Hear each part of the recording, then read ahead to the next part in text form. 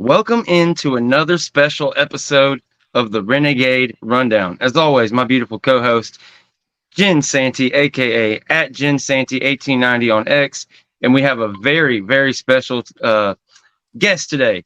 He's kind of like the honorary father of the kind of FSU fan base on X or Twitter or whatever you call it these days. The father of Florida State linebacker, 5-year stud, kind of a stalwart of that defense for as long as you can kind of remember. Rob Deloach, man, thank you so much for joining us. How's it going, man? Hey, man, thanks for having me, man. I'm just a road warrior. Absolutely, man. It's a really exciting time for Florida State football. There's so much to talk about. You said you've got plenty of time, to hang out with us. So we might as well start from the beginning. Like I said, Kalen's been here through it all. He came in, I believe it was the 2019 recruiting class. Yes, sir. Comes in with Willie Taggart. We all know kind of how that year went. But I guess the first kind of question, just how did you guys end up at Florida State? What was that process like? And we can work into all the trials and tribulations and how we got to here. Well, Kalen was a highly recruited kid, and Absolutely. kind of went through the process of figuring out, his top five, and top five is normally top three, and we figured out between Michigan, Auburn, and Florida State, and not necessarily in that order. But I think he built the bond more so with the guys that he was coming in with. Auburn was a good look. Coach Steele's a great guy. If any parents have ever been around him, or your son, has been recruited, Coach Steele was A1. Coach Harbaugh, I mean, it goes without saying. He's quirky as hell, but he's fun to be around, and his family is probably what sold us the most. His dad and his mom and his children. We never really talked about football. We kind of talked about life after the game. And then, with Florida State, I mean, it's Florida State. It goes without saying. So they have a history of winning. They have great linebackers, Marvin Shady Tree Jones, Derek Brooks, Talvin Smith, and we can go on down the line. So, for his position, and then actually being closer to home, we get an opportunity to see him more so if he had went to, let's say Michigan. Absolutely. Awesome. Savannah legend. People kind of see you around. They see the factory. We know that you have, some life coach stuff you do. You do a great job with the youth. You get some of these people that you're involved with trained up and ready to go to that next level, be it from high school to college, from junior high to high school, or even college to the NFL. You've seen a little bit of it all. You've got, I believe, a daughter that ran track at Ohio State. I believe you're like getting ready to go watch your son play a basketball for UGA, Jalen. So we wish him the best of luck. But there's also a verse, I believe it's a Bible verse, 27-17. That's kind of in your header. I know Yes, that kind sir. of ties into the overarching everything. I didn't know maybe if you could speak on that. Well, it's all about iron sharpens iron. And when we have kids that we train, we want the better kids. So, here in Savannah, I just speak locally, we have the better kids in the gym. And although they play at different schools, it just makes each other better. So we kind of carry that, that verse with us, and it's just a way of you know competing against each other and against the best. And that's what we push. We want these kids to be pushed not only in the weight room but in the classroom, but ultimately want them to be better human beings. I love it, man. Jen, did you have something, a question kind of, I guess, towards the earlier part of the Kalen's Well, time and that whole process? I guess I believe that, Kalen, he signed in the 19 class. That's Yep. correct, Yes. right? Was it the Yeah. 19 Yes, class? he signed in the 19 Yep. class. Yes. So when Coach Taggart was let go and Mike was hired, was that something that hit Kalen hard, or did you guys get to meet with Mike or Coach Norvell and kind of get to know him? And what were your feelings when you first did meet him, if that was the case? Like, how did that go for you guys? That's kind of interesting to me. So I'm just kind of wondering about that. You're probably the first person who's ever asked that question. Um, Unfortunately, the business of college football costs Coach Taggart and his staff their job. But Yep. well, I can say not me, my wife as well. We are a family first, you make this decision. We're going to ride it out regardless of, who's the coach. And I've said this, we came to Florida State because that's where he wanted to be, regardless of who's going to be the head or the tail. But when Coach Norvell was announced that he was getting the job, my wife and I drove down to Tallahassee and we met him and we introduced ourselves. We told him that we were Kalen Deloach's parents, and we were glad that he was here. And if anything that we could do for him, in this transition, we were here. And that's how it started. You said something right there, and you said that FSU is a school for Kalen, regardless of who is going to be the head or the tail. I really like that. I don't think that's a mindset that's really common, especially in this generation with kids. I'm guessing that's something you really preach, and that's why it ain't for everybody, there at the factory. But I just really love that. I know that's not a question, but I really love that that quote right there. And how did you, obviously you've done an amazing job raising him or whatever, but how do you foster that mindset to be just, he's been there through the thick and thin, and look where he's been a part of really bringing this thing. It's amazing. Hey, I've been married 28 years, and it hadn't been perfect. And I just weathered the storm. And I served in the military. I served in 2 wars, and it teaches you, you got to adapt and overcome. And that's just life, and being in the military, you travel around the world. You're there for 2 or 3 years, and then you move someplace else. And yes, you lose friends, but you meet new ones. And that's just how I just perceive how, our young people, they need to see more, be exposed to more, and just enjoy life. So in my journey, I just try to share that journey with my children and people that I come in contact with. Oh, wow. So you were a military guy. U.S. Air Force. So I should have had that in the intro. I apologize, but I was working there. I was a daughter of a Marine guy, so I absolutely appreciate all of you guys, and thank you for your service. Yes. That's an amazing. You can kind of tell children that were raised by military parents sometimes. I definitely can see that in your children. So that makes a lot of sense. It makes a lot of sense. That's wonderful. It teaches you accountability. Sure does.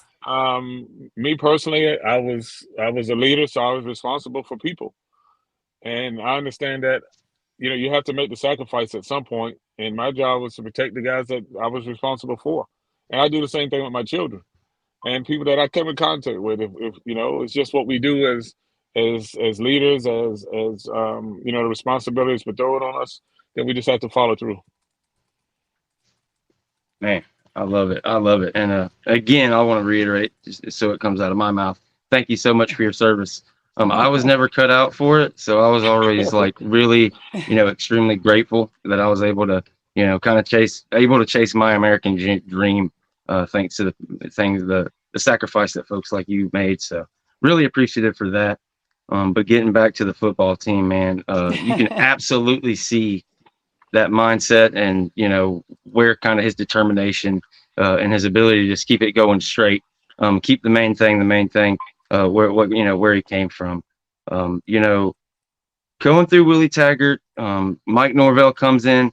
Those first couple of years were rough. You pretty much answered a question I was going to ask, was did you have to, did Norvell have to re-recruit Kalen? You pretty much put that to bed with Jen's question. But how tough were those first 2 years and being able to see the light at the end of the tunnel and kind of trust Mike Norvell's message, and that we would end up where we are here today coming off a 13-0 season? Oh, did we lose him? We may have lost his audio there for a minute. Yeah, looks like maybe he popped back in. Yeah. Let's see. Hang on, guys. There we go. We got you back. There we go. But I was asking you, just after you're committed, Mike Norvell comes in. Those first couple of years were rough.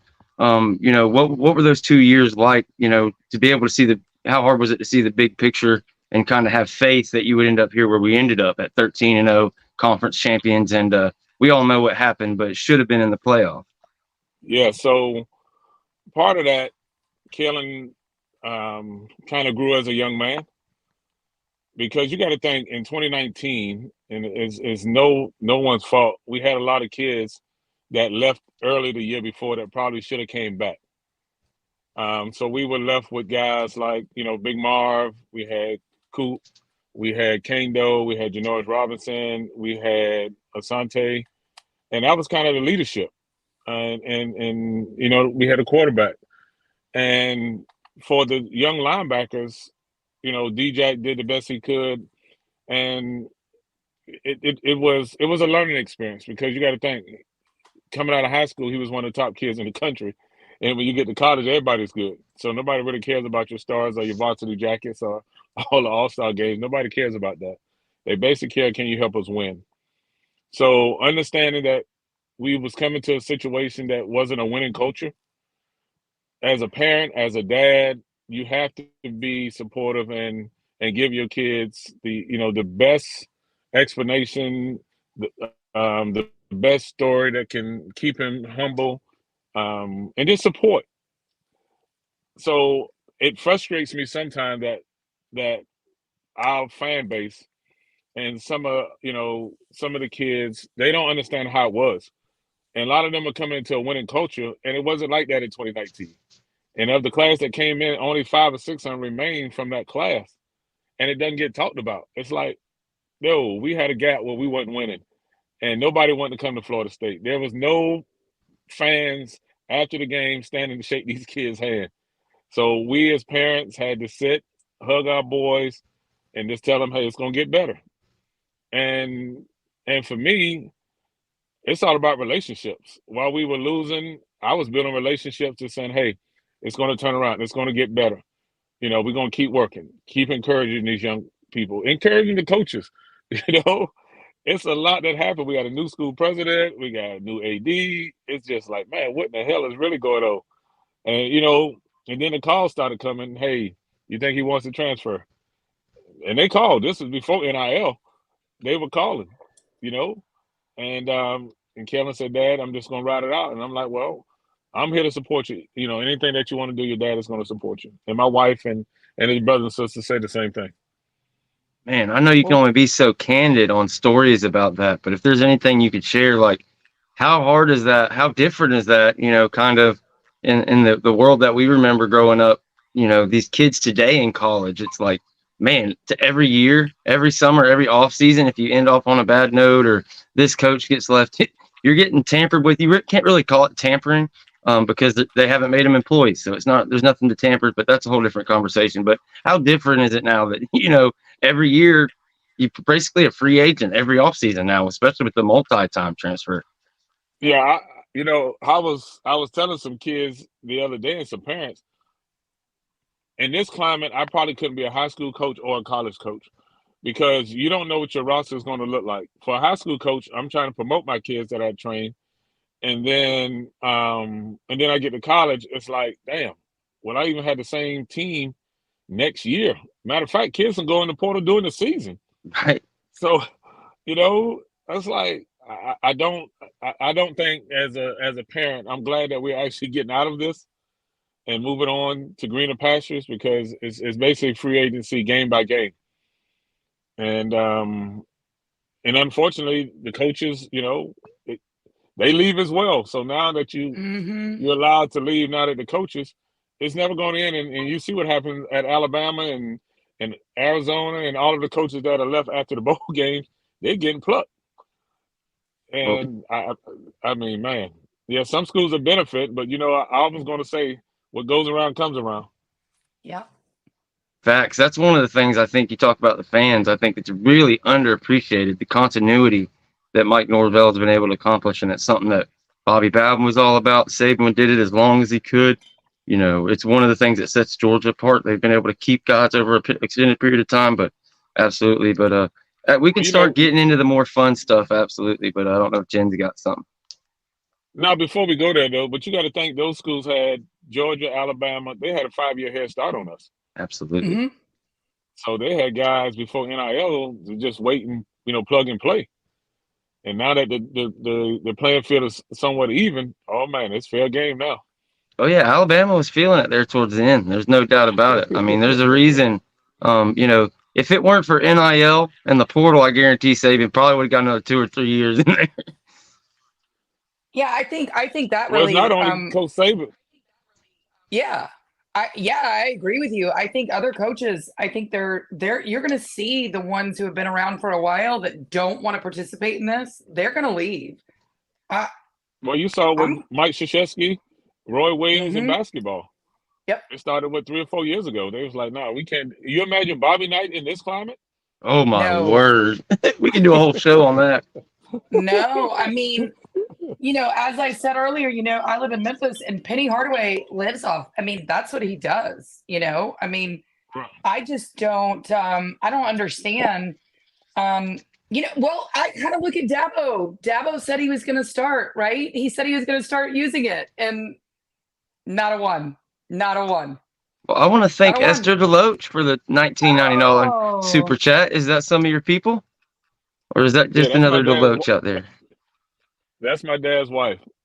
Okay, thank you so much. Hello, thank Miss you. Deloach. Absolutely. We can do It's a for whole- Kalen's Clemson recovery. That's what she said in the chat. That's amazing. We can do a whole story on him. So Oh, I'd love to hear that. Anytime. You got an open invitation, all you got to do is just send us a message and say, hey, give me the link. I'm going to join for a minute. And you're always welcome anytime. Absolutely. Whether you want to call in, join the stream, yeah, always. But we got to some good stuff the past couple years. 22, 23, Kalen has really shined. Saw his draft stock come up. You guys, I guess, preparing for the draft now, huh? What's that like? I mean, it's got to be pretty anxious. A long time coming, going through everything he went through, to kind of have that sour taste in your mouth to end the season, kind of getting the snub, but now to be able to get ready to, I'm not sure I'm not going to put words in his mouth, but I imagine that's one of his lifelong dreams was to be able to get there and compete on the highest level. That's why you come to Florida State. We're probably the most watched program in the country. Yes. Just because people love to hate us. And I tell people, if you've never been to a game in Doak Campbell Stadium, you've done yourself a disservice in life. And I've been to, between the 3 kids, I've been to a lot of stadiums, a lot of football games. But it's nothing more special than being in Doak Campbell Stadium and just being in that environment at a game. I don't care if it's 3:30, 1:30, 8 o'clock at night. It's the same environment, and it's the best environment in college football.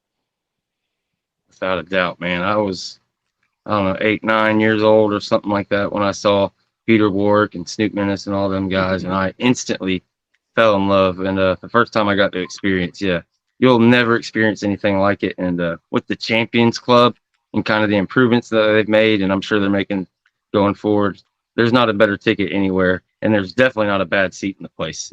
That's for dang sure. Well, I mean, I agree. I can attest, as I said, I live in Memphis, and everybody in Memphis pretty much vacations in Destin. So we had a condo in Destin. We'd go a couple times a year. My dad was a huge, sports person. They were boosters at Memphis and everything. And we decided, a couple times we went down to, when we went to Destin, we'd go over to Tallahassee. And I think I was about 3 or 4, and all I needed to see was that spear on fire, and that was it for me. That was it. It was done. It was over. My dad, they wanted me to go to Memphis, but it just wasn't gonna. No, sorry. As much as I love my Tigers, I do. I love my hometown. I love my city. But you're right. There was nothing like it, and I was a kid, and I could see that. So do we got the Robert Deloach Sr. in the chat? Yeah, that's my dad. Heck yeah, man. This is pretty cool, man. We really appreciate everybody for joining us. There's already over 200 people in here having a blast. And I've got Kalen's stats pulled up right here. Like I said, let's get into some more fun stuff towards the end of it. The past 2 years have been awesome. You go 10-3, 13-0, ACC championship. You look at his stats the past 2 years, and you can tell he played kind of a similar role in the offense, but it's just like steroids got pumped into that thing. 33 solo tackles both years, played all 13 games, 65 total. in 22, and then 10.5 this past year. 3 sacks last year, 7 sacks this year at a linebacker and a 4-2-5 defense, which is just like unreal. He gets the 1 pick. Of course, we had the giant scoop and score in the Clemson game. What was the difference for him kind of coming into this year? Was it just as simple as experience? Was it the depth at defensive tackle, or just everything coming together? I guess just how awesome was that, seeing the growth and just the explosiveness that kind of came alive this year from Kalen? Well, part of it is, leadership.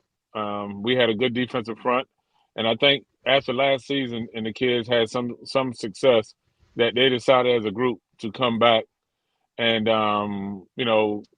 see could they win it all. And you all know as well as I know that team was built to win it all, not just ACC championship, but to win the national championship. So not only sacrifices was made on Kalen's behalf, but Jordan Travis, Fabo, Jared Verse, that's just to name a few, Trey Benson, Johnny Wilson, all of those guys made a conscious decision to come back.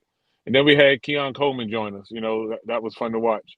Jaheim Bell, Jaron Jones, Akeem, I can go on and on and on. This team was a special team. And for Kalen and Tatum, they're like brothers. They're roommates now, training down in Pensacola for the combine. And it's hard to put it in words, but for him, he had opportunity to lead the younger guys. He had opportunity to be a team captain. And I think they just kind of built on it and just kind of set the locker room for the guys coming behind them. They had to show them, what success looked like, what hard work looked like. They were having player-only meetings and things like that, so they took that upon themselves as a unit, especially after the Boston College game. And it didn't come from the coaches. Somebody on the staff reached out to me and Tatum's dad and just mentioned that the boys had called a defensive-only meeting without coaches, and it was ran by Kalen and Tatum. So it was that type of team, and you had the freshmen running in the building trying to find out what a meeting was. So, everybody was on board, and you can tell that they actually care about each other. They always supported each other. And as a parent, what else can you ask for? Not only for my son, but just the impact of going through so much. And this playing through it. That's just life. Absolutely, man. Yeah, I saw that a picture I think you put on X of enjoying the Gulf over there. That's kind of what I was talking to Jen about. I was like, I bet they're probably at one of these awesome places, because with Andrews Institute down here, and I won't say the names just out of privacy, but there's 3 or 4 different like super high end places to get prepared for the draft and stuff. So from somebody who's around here, I thought that was pretty cool. But Jen, I think, has a question people are wanting in the chat, and just I think they want you to kind of talk to Nole Nation about the whole around the snub and the Orange Bowl and not playing. What exactly was the question, Jen? Okay, well, they wanted to know what was the way. How did Kalen react to the snub, and how did you talk to him? That's not one of their questions. That would be something I wanted to ask about that. But they did want to know how he reacted to the snub. But my additional question was, how did you respond to him with his thoughts? Like, how did that play out? Well, of course, we were. I actually was traveling on the road coming back from Charlotte after the ACC championship, and I just had a feeling that we were going to get snubbed, because I had heard probably 2 weeks ago that Nick Saban probably was going to retire, and they kind of wanted to figure out a way to get him in, and we just kept winning, and it just made it more difficult for them to leave us out, because we were winning. And when I saw that the team got snubbed, my heart hurt for those kids and the staff and their parents, because I know the sacrifice that a lot of them made, in preparation for the season. A lot of sacrifices. And they still had class on top of this. And, I didn't talk to him for about 2 days, because I just had to give him room to breathe and kind of, gather his thoughts. And, of course, the first thing they said, that we're not playing in a bowl game. And that was the sentiment probably of everybody on the team. Not only the guys that were seniors, but everybody on the team, because it was unprecedented what happened to them. It has never happened before. Well, undefeated team got left out of the playoffs. And but like I told him, once we started talking, life ain't always fair, and you can do everything right in life, and sometimes you don't get rewarded. For all of us that work every day, we sometimes feel like we're the best person for the job, but we don't always get the job. But what we do, we just keep focused, we keep grinding, we keep our head up, and then at some point you get rewarded. It's like the good Lord say that he's an on time God. He doesn't always come when we want him, but he's always on time. So, you know, um, and that was my message to him, Kalen. Just keep working, son. The bigger goal is yes, we want to play in the national championship, but if your goal is to play at the highest level, which is the NFL, then we gotta shake that off, get up off the mat, and let's go. Shake the You gloves. hit it. Oh, I'm sorry. I was just gonna say, you hit on something there again. You're like dropping nuggets in here. And me and Jen, especially Jen, really into kind of the conference realignment, where coaches are going. And you mentioned it was kind of known around inside circles around college football that Saban was retiring, and kind of, similar to June, where you saw this whole meltdown on Twitter and your people, well, we're not getting any recruits. We're not getting any recruits. You've kind of led the movement of guys. Like, are you not paying attention to this coaching staff? Just relax. So, I kind of raised a theory. I said, look, there's no way Norvell, somebody around him, you hear about these things. They knew Saban was going to go. So did you think he didn't know that the first couple of weeks of the portal when all these guys are hitting and people think this is going to best? So just relax. And, lo and behold, what was happening, I think it's pretty amazing. And I guess there's a question here somewhere. We signed all of our guys after the portal closed. So that also brings in, you're going to have a full roster, and you kind of take the question out of the kids' hands, and they're going to get to compete and really find out who should stay and who should leave. So I kind of like that, but how do you feel about that?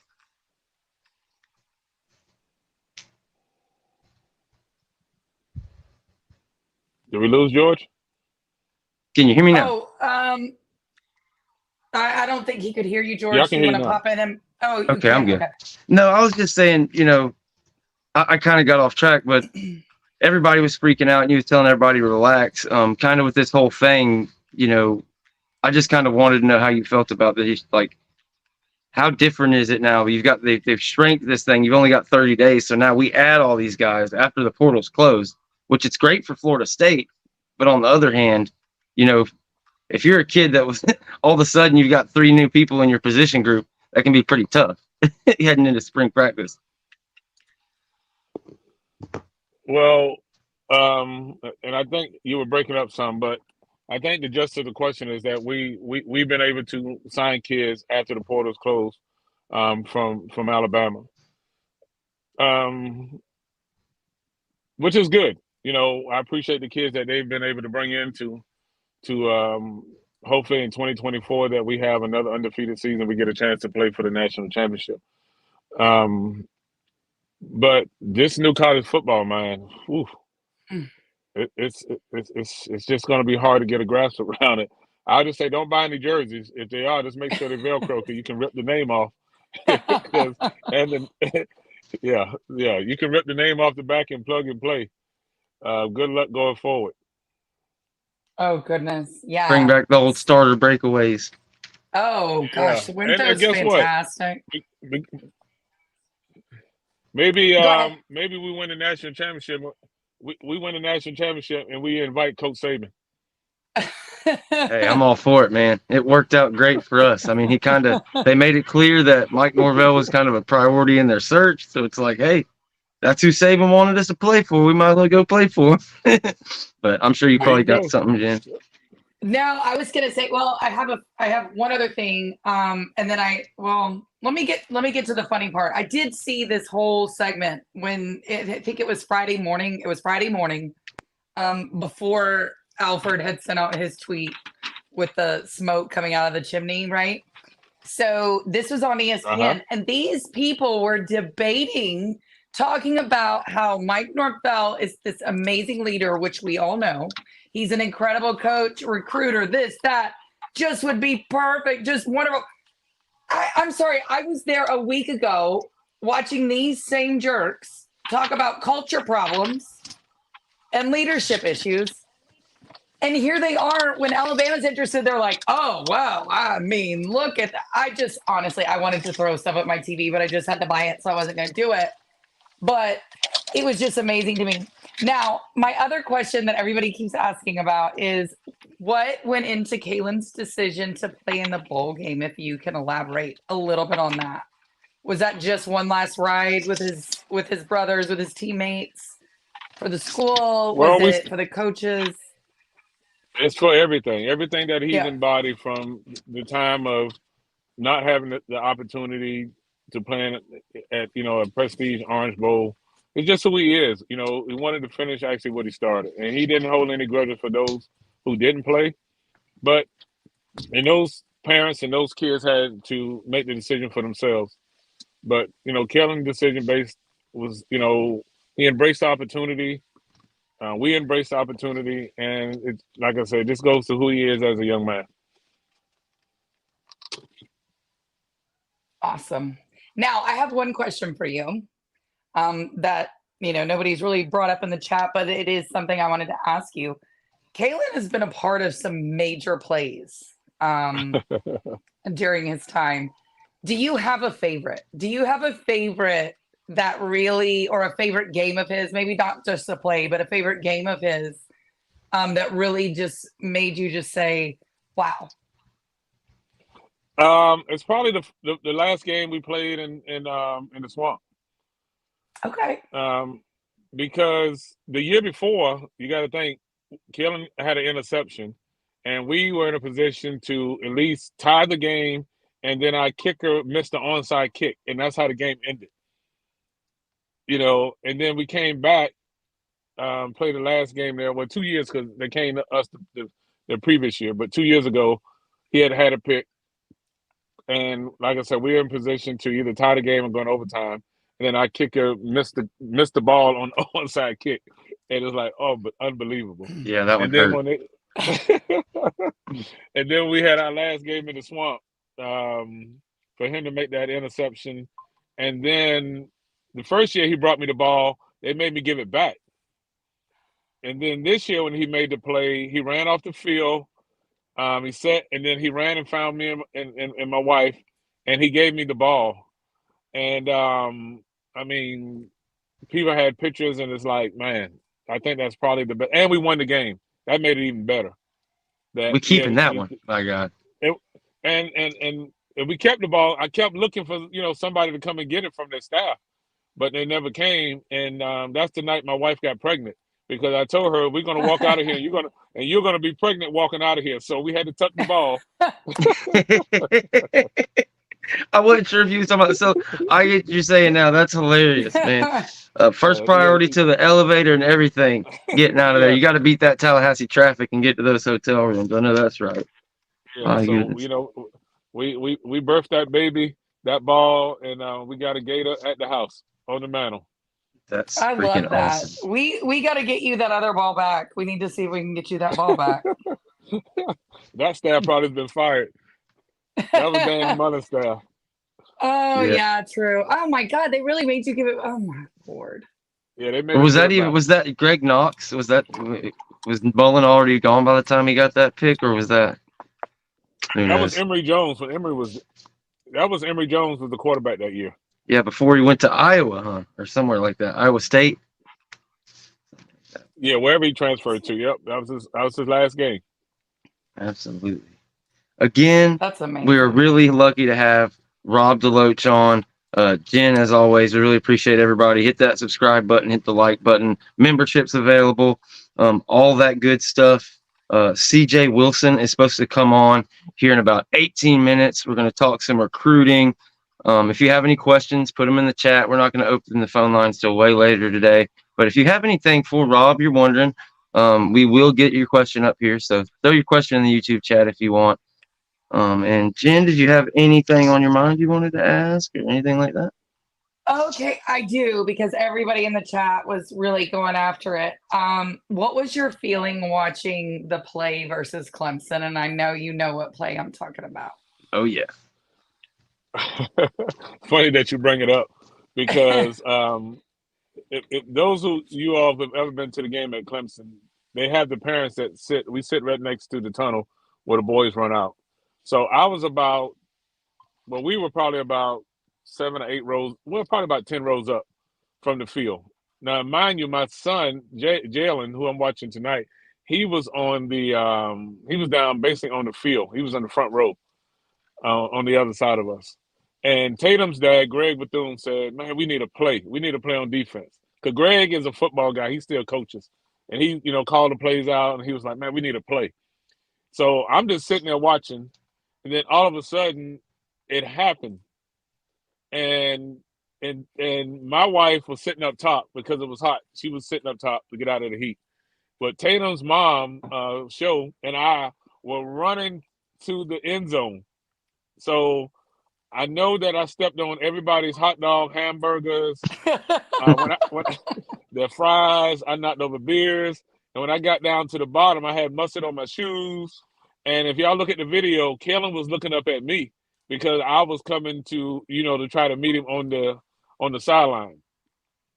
And the security guard for Clemson, he was being mean for whatever reason. And I told Kalen, don't try to give me the ball because they probably call a penalty on us. Because that's what they did 2 years ago when Jermaine had an interception, and they ended up calling a penalty on us. And I told we didn't want any celebration. And it was a surreal moment because, like I said, Tatum's dad, Greg, had already said prior to the snap that we needed a play. And still to this day, I try to, envision where did Kalen come from on the field.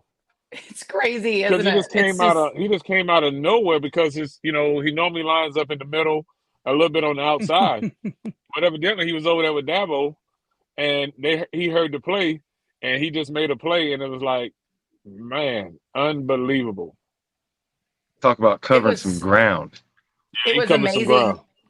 And it kind of reminds me of the Miami game this year. He had a sack on Emory Williams where he kind of came out of he was in the middle.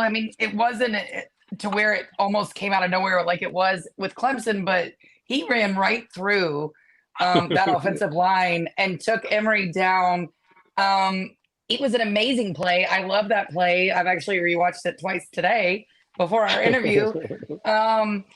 I don't know, he's had so many, so it must be such an amazing thing for you guys, as parents to get to watch this kid. He played in the Orange Bowl. He's gone for 4 years. He's going to go to the NFL.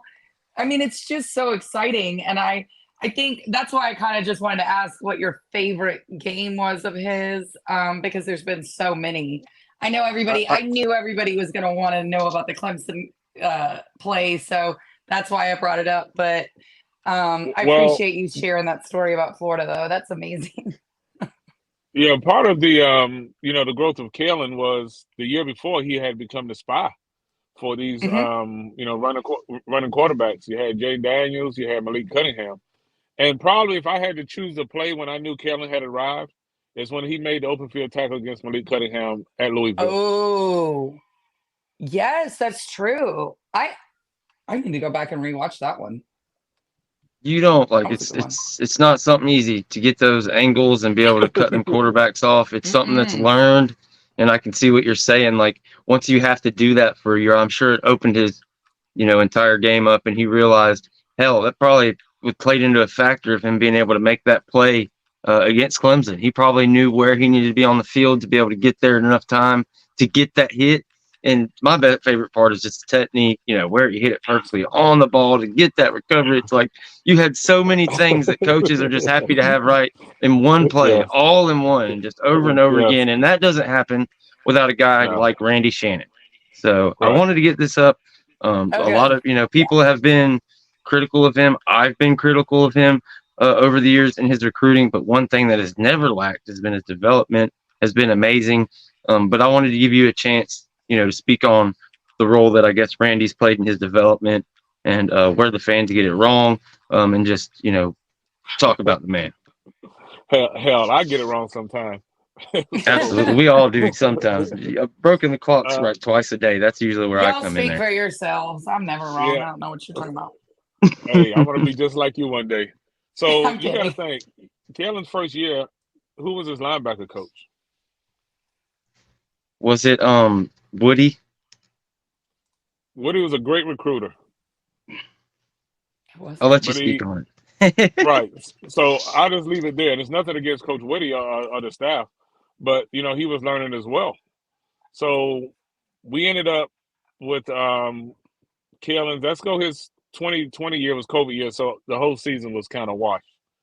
But then we got Coach Marv. So that's probably his first hands-on 2 years into the program, going into his third year, where he actually had somebody that was not too far removed from the game. And then you had Coach Shannon on the staff as an analyst. So you got the best of both worlds. You had somebody who played the position at a very high level, played in the NFL, was a head coach, was a linebacker at the University of Miami, was All-American.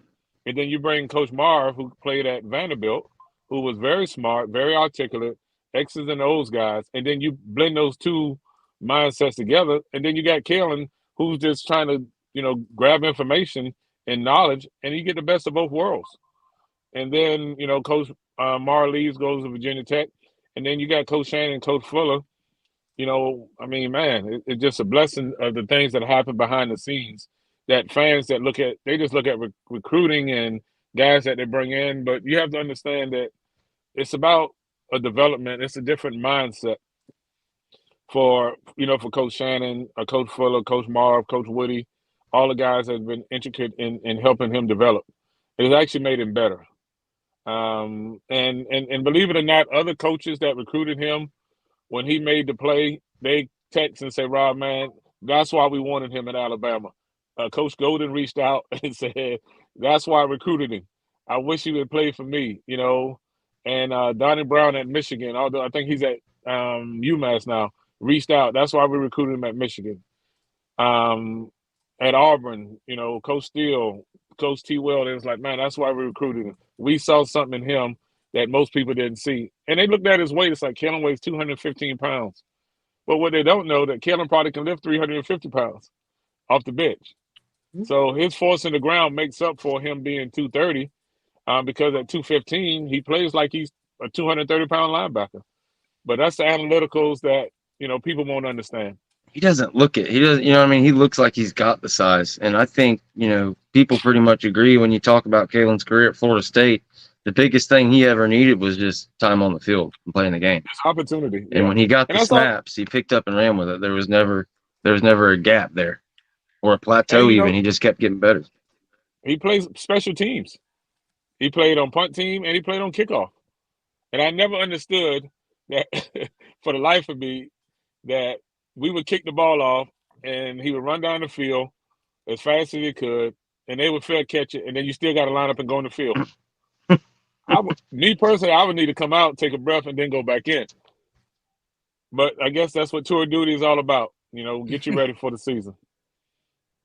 Man, that was good timing. And that starts, it's Tuesday, so that starts, I believe, this Friday. The tour duty begins. How different was that? What was could you tell right away when Norvell got here and they went through that and you started getting those phone calls and hearing, or I'm sure you probably was around it a little bit. That, okay, it's a little different now. These guys mean business. And I'm sure you could probably see the difference over the years from year to year. Yeah. I'm a military guy. So when I hear terminology like tour duty, and I know most of these guys have never served, it kind of rubs me the wrong way, if that makes sense. Yep. My tour duty is life and death, and their tour duty is, you get to come back tomorrow. So I never really embraced the terminology, but I respect it. Because I'm a real warrior. I'm a real survivor of tour duty. But the good thing about Kalen and our relationships is that I never asked him about tour duty. I never asked him how practice goes. If he wants to talk about it, then we'll talk about it. But I just let him be him because I can't be at practice. I don't want to be at practice. I don't call the coaches. My wife doesn't call the coaches. We just let him be him. And if he has problems or have questions, we as parents have to just be resourced and try to help him guide him through this process. I love it, man. I know a lot of people are anxious, and like we've talked about it before, Kalen's getting ready to go to the NFL, but once he's off to the NFL, you know, you got your son at Georgia, but in the long run, I mean, do we got a Seminole for life? We going to see you around these games over the years going forward, no matter what? Man, I might get a tattoo. Let's go. I like it. Heard it here Florida, first, man. Florida State has been good to us. We don't have anything to be upset about, and why would we come back? You know, we talk about it. You know, Kalen's legacy and we don't really talk. Kalen doesn't talk about it, but people in the Florida State fan base and that play football, you know, they consider him to be a legend. Facts. I mean, when you come and you start at linebacker for Florida State for a period of time like that, and are able to champion the growth and go from where it was to 10 wins and then should have been in the playoff. Absolutely. There's no doubt. You think about kind of the generations of football. You think Kalen Deloach, you think of Telvin Smith, you think of that era, you think of the Marvin Jones era. So you think of an era of college football of Florida State and you think Kalen Deloach and even some Tatum Bethune. So it's really cool. Just love seeing where it's been. Man, to be in that conversation amongst those greats, man, that's a blessing. And football at Florida State has allowed me to meet, you know, Marvin and Derek Brooks and some of the greats that, you know, Warwick Dunn. He's probably my favorite Florida State player. Not what he did on the field, but what he does off the field. It's probably why Warwick Dunn is my favorite player there. It's amazing. What he's done, I think, is probably more than, I don't know if there's anybody that's done more than he has, like as far as a humanitarian, you know, helping out the community. It's pretty amazing, and the entire story. With everything he went through to still have that type of attitude is absolutely amazing and stunning. And raising his brothers and sisters and forgiving the person that did that to his mother.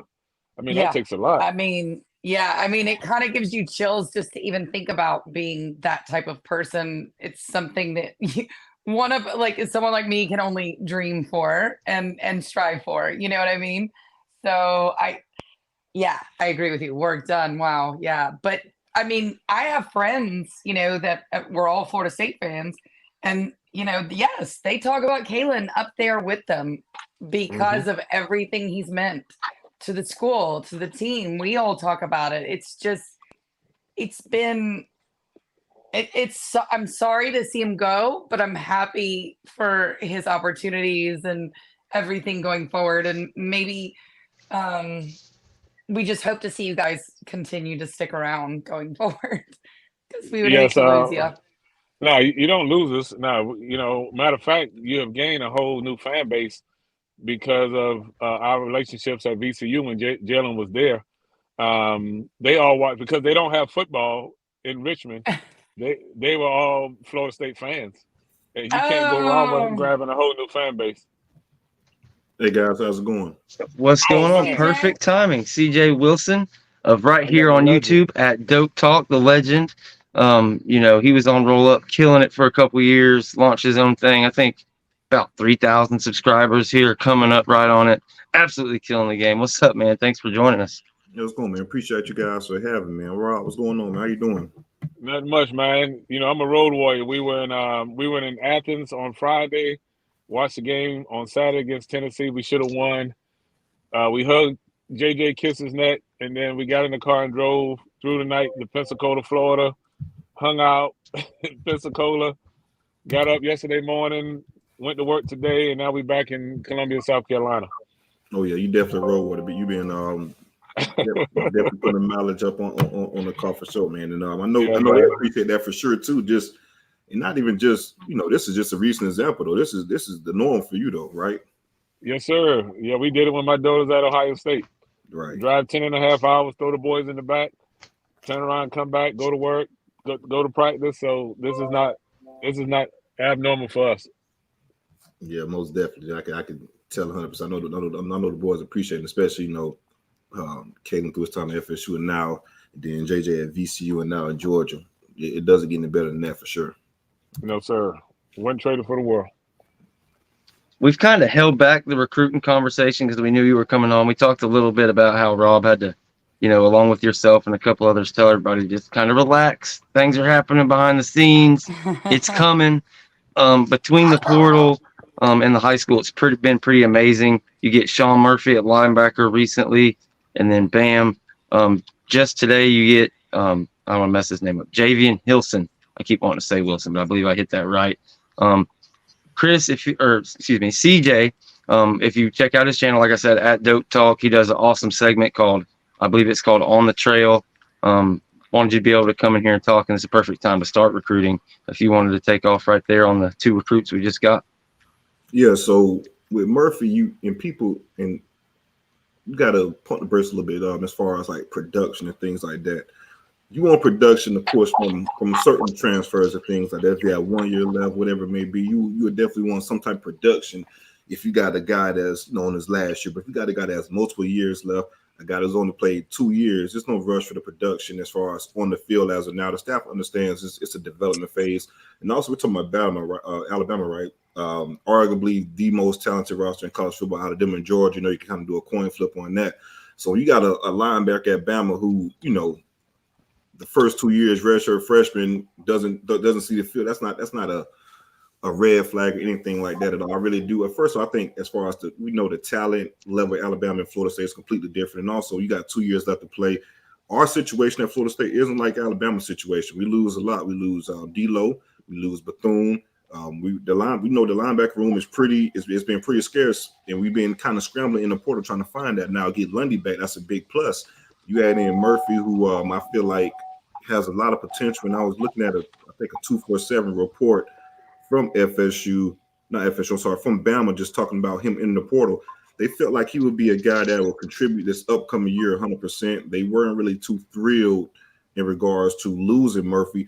So this goes from the developmental side of things. How many guys we see at Alabama or just Bama in general, year 3, year 4, whatever it may be, come out of nowhere and just produces. They end up being a high draft pick, this, that, another. That's because they believe in trusting the process. It's not a rush thing, and as far as getting those guys on the field. CJ, 100% all that. I was one of the ones that I looked at it in a different perspective. Historically, our staff has not brought in linebackers that wasn't productive. Nope. Tatum Bethune had over 100 snaps when we brought him in. There's no other linebacker that they have brought in out of the portal that didn't have production. Mm-hmm. Now, the other part of that is no knock on the kid. It's no knock on Bama. I've been at Bama, and I'm not afraid to tell you that we went to Bama with Kalen. I said, hell no, this is not a place for you. Because if you talk to the kids around Bama, it was kids that I'm like, man, this kid, what? He don't play? Yeah. Who in the hell is playing in front of him? Mm-hmm. And it's a machine up there. And I just felt like, we went up there. I'm like, nah, this is nothing. As a parent, you just know. Mm-hmm. You know what I'm saying? You're not going to put your kid in a situation where they can't be successful. Correct. And it was no knock on Nick Saban and the staff. They were great, but we just didn't feel the vibe of like, oh yeah, that's where you want to be at. And it's Tuscaloosa. Hell, there ain't nothing to do up there. Right, none at all. But when I looked at it, I just looked at it from of what we had done prior to say, yes, we needed a guy like DJ coming back helped out, but we still need, in my opinion, we need somebody that has played snaps. Mm-hmm. We got developmental guys on the staff. There's nobody on our staff that doesn't have double-digit tackles. Mm-hmm. Nobody on the staff that's on scholarship that does not have double-digit tackles, whether it's on special teams or in mop-up games. It's just what it is. So I was kind of surprised, but when you look at the potential, then they must feel very comfortable about the guys that they brought in and the guys that they have on the staff, on the team. Yep. And I think they weren't done just yet. I think they had a couple more rounds up the sleeve. Mr. Linebacker Cam Riley that just entered the portal from Auburn. He has 1 year left to play. Yep. He has over 100 career tackles like we just discussed. He doesn't graduate until May. So I feel like the staff will bring him in for that summer. But if you bring in a guy like that, then everything, the picture is painted clear, right? You have all the pages to the book. And I feel like that pretty much solves our issue. Like you said, you have the experienced guy, and you bring in the guy with a couple of years of a lot of potential to go along with the younger guys with Blake Nicholson and things like that.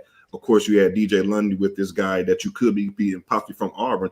And I think, hell, you got a pretty good room for the 2024 for the 2024 season, and a lot of young guys that you could develop and continue to develop for the 2025 season and beyond. Now, this will be my last thing. I got to head over to Colonial Arena. There's another cycle of portal coming up in the spring. Right. So some of these guys that we have on this team may not be there when we can fly the plane to Dublin. Tour Duty's probably gonna wash a few of them out, and it may be some kids that we just got. Yep. Because it's gonna be it's gonna be a totally different experience, and we winning now. So the standard, it doesn't stay the same; it keeps going up. So until that plane takes off, going to Dublin, this roster is gonna continue to get better. Facts. I agree 100%. Appreciate you, OG. Before we get out here, I got this last little point. You got to counter anything like that, but to your point in regards to that, I feel if Harbaugh leaves Michigan, that's another domino for a lot of players that could enter. And then there's a lot of talk about Brian Kelly going to from LSU going to Michigan. So just from linebackers, that could be another window that opens. So again, you're right. This thing is really never ending, so to speak. So from now until we get on the plane to Dublin, this roster can look totally different. Can you see Harold Perkins in number 4 at Florida State? Yeah, I can definitely see it. I was actually about to ask that because I had heard some smoke that he was thinking about getting in the transfer portal. We can cut this and that mess out. We'll put him on the edge and have him ready to roll, baby. Yeah, we're using the right way. Hey, you guys have a great time, man. Thanks for having me on the show. Thank you so much. I'll keep you guys abreast. Absolutely, man. Thank you so much. Alrighty. Anytime you want to come on, just let us know. All right, y'all have a good night. Absolutely. Thank you. All right, will do. All righty, bye-bye. Yes, good luck, go Georgia. You, in regards to some of the recent stuff, going to the high school kid that we got today, Javion Hilson. I love this kid film. 6'4", around 230, 245. The frame we've been looking for as far as the defensive end, right? We've been getting a lot of bigger body frames within the transfer portal. Marvin Jones Jr., the guys we brought in, the kid from Oregon State and the kid from West Virginia. I don't want to pronounce any names, but you just look at the frames. Those are big body guys who we need on the edge that can kind of set the edge and run support. I think this guy is another that fits that build. Real powerful, explosive, high energy, doesn't quit. As far as quitting on the play, it's one play in his whole film. He's making the tackle from the other side of the field as the left side DN, making the tackle on the right side. And I think he's very raw too, just going off a straight athletic potential and just being that good. And that's a good thing because we have very good coaches that can develop. Coach Pat, Coach Odell, we know they're really technicians in regards to just the development process of our DNs and defensive tackles, just D-line in general.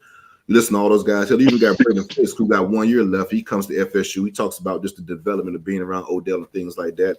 Jermaine Johnson, Jerry Verse, the list goes on and on. Patrick Payton over the years. We know those guys can develop defensive linemen. So you bring this guy in who's very raw, a lot of athletic potential. You can mold him and do some really good things. And, of course, to cap off the 2024 recruiting class, FSU is looking very good to add Amari Williams, the 4-star defensive end. Took the words out of my mouth. I was going to ask you, man. He's kind of the buzz right now. Yeah, so that's the big fish left for this 2024 class. You guys know December is a huge signing date, but it's still your traditional February signing day. And this kid elected to, and it's crazy. I want to give a staff credit too, just for I will say I think we kind of dropped the ball in reading the room on Armando Blunt a little bit as far as him kind of going back to Miami. But once they got kind of clear, the staff was very diligent in finding a replacement. And like a week or so later, Amari Williams reclassified from the 2025 class to the 2024 class. He was the number 1 athlete in the 2025 class. He was a 5-star player. Reclassified, I think he's like a top 200 guy within the 247 composite. Real athletic kid, 6'4", 20 to 15 pounds out of the Benjamin School in Palm Beach. That school's been really good to us over the years. Jordan Travis went to that school, and also, forget the receiver's name. My apology, just drew it down. Somebody last year, I want to say, but I'm drawing a blank too. Jordan Travis and what's the receiver? I'm sorry, that recently just went through his off-field transgressions that got clear. Winston, right? No, that got clear for the murder charges. My apologies. He was with Dalvin Cook, Erman Lane. Oh my God. Oh, there you go. Just Travis Rudolph. Yeah, Travis true. Rudolph. Yeah, I Travis sat Rudolph. there and He's another guy watched from that school. trial for days, and how would I not remember that? I Yeah, don't Yeah, know. that My was brain's something fried. else. So yeah, Trav, he went to the Benjamin School also. So a school that's been really favorable to FSU. So again, I like this kid a lot from a potential standpoint, athlete. You talking about as far as like being explosive off the edge. He reminds me of a Byron Burns type as far as just athletic potential and just what he could do coming off the edge. Hell, he could be an all-state receiver too, man. He has a lot of explosive players at receiver, just that type of athlete. So you get this kid in, he's 16 years old, probably going to end up redshirt next year. So you get him in and, let him get built by storms. You get about 230, 235, you could be a real terror off the edge. So I say that to say this, a lot of people was complaining about, trenches and the depth in regards to the trenches, but I feel like they did a really good job from 2024 to now, since the start of the new year, just addressing the defensive end position and bringing some edge rushers in. Man, talk about the critics for John Papuchis were getting pretty loud there a couple weeks ago, and then he turns around and just landing blue chip D end after D end, whether it be the portal, the 25 class, hopefully getting crystal balls in for the 24 class. He definitely got some respect on his name there pretty quick. I love to see it. The Greek, kind of like myself, you love to see the success out there. But you mentioned it. Florida State, I kind of brought this up to Rob, and I totally butchered it.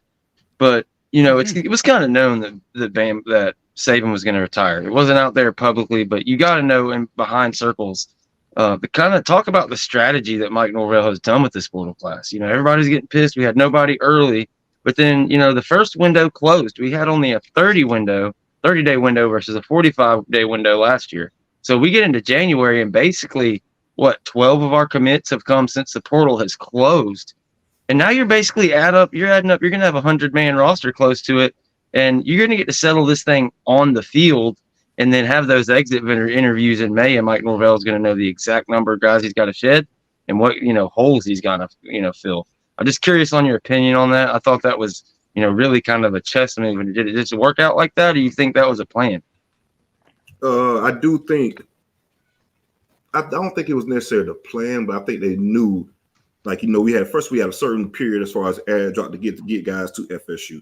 And then you have, of course, the period in regards to coaching changes to things that had to open more windows and bowl game windows, whatever it may be. So they knew it'd be a second wave within this first wave. That makes sense because you have the January wave, and of course you have the spring semester wave going into the summer for the summer enrollee classes. So I think early on they probably felt like a couple guys would be the shoo-ins to FSU just because. But I don't think the staff panicked at all because you look at, like you said, you got to trust the damn staff. How many years have they been doing this as far as being aggressive in the portal and being great in the portal and being selective in the portal on certain guys?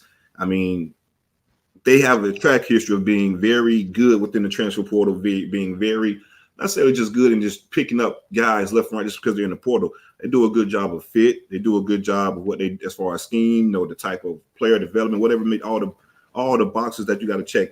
Just from hit rate is insane. I mean, it goes back to them Jimbo classes from like 2010 and 11 and 12, where it was just like every guy you bring in, obviously they weren't necessarily, the number one players out of high school. These are portal guys, but it's like not everybody brings in 10, 12 portal guys and 8 of them end up being all conference players. Like that's not normal. The Miami Hurricanes, for example, they took more portal players than FSU the past 2 years. You probably got 3 or 4 that's worth the damn as far as mentioning.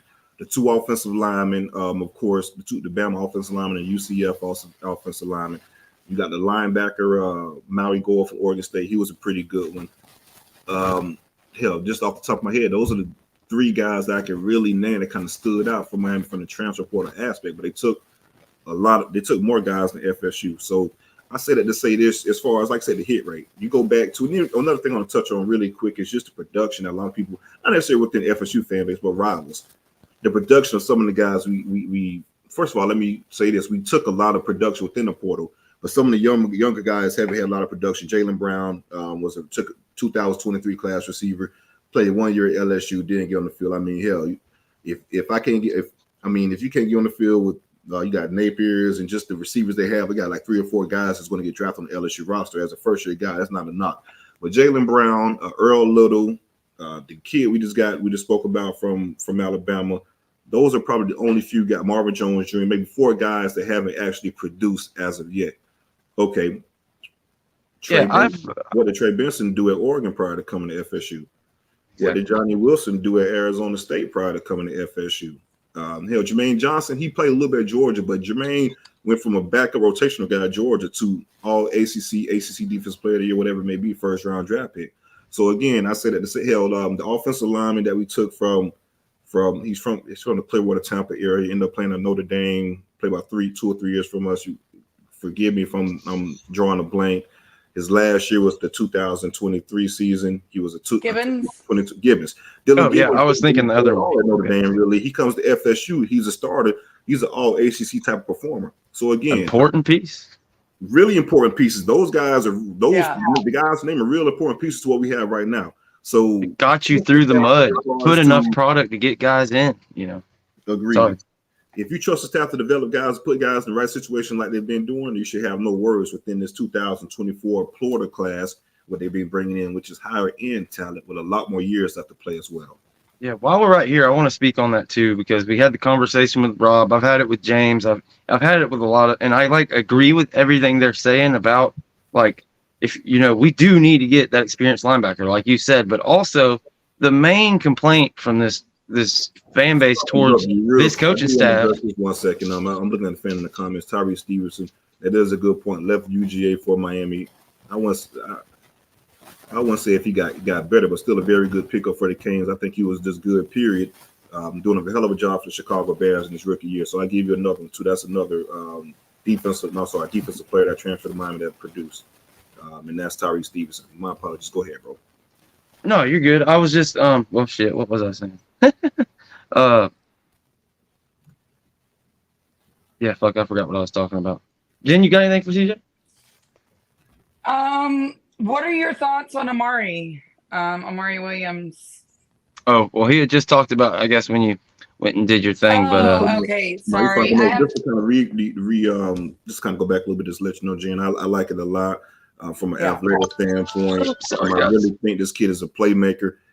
Plays a lot of positions at Benjamin, like I said, receiver, whatever it may be, just an explosive guy. You put him on the edge, 6'4", 215, get him with Coach Thorns to bulk up a little bit. I really think he could be a dynamic speed guy off the edge. Hell, look at the guys like Brian Burns with the Carolina Panthers. I really think he could be something similar to FSU, maybe a little bit bigger with Coach Thorns behind him to work him out a little bit. I remember now what I was saying. Well, there was one comment. Hang on, because I'll forget really quick.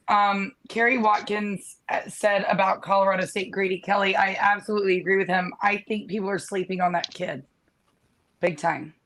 What's the kid again? You're breaking up. Grady Kelly from Colorado State. He was a freshman All-American. The kid was freshman All-American. I think Grady had over 70 tackles. Got the stats. Had over 70 tackles, close to 10 tackles for loss.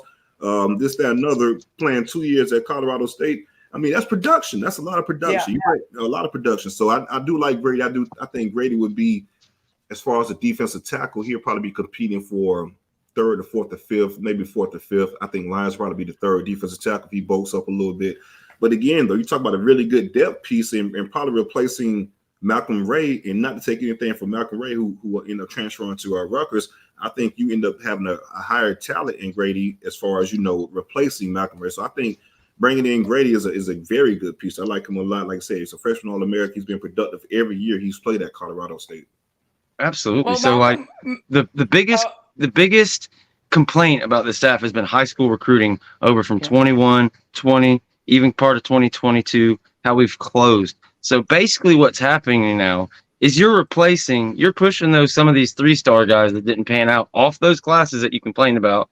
Your linebacker, Hunter Brown, this and that. You're pushing them off the back, and you're replacing them guys from the same exact age who are 4 and 5 stars from other schools, and some of them, like Grady, with a bunch of production.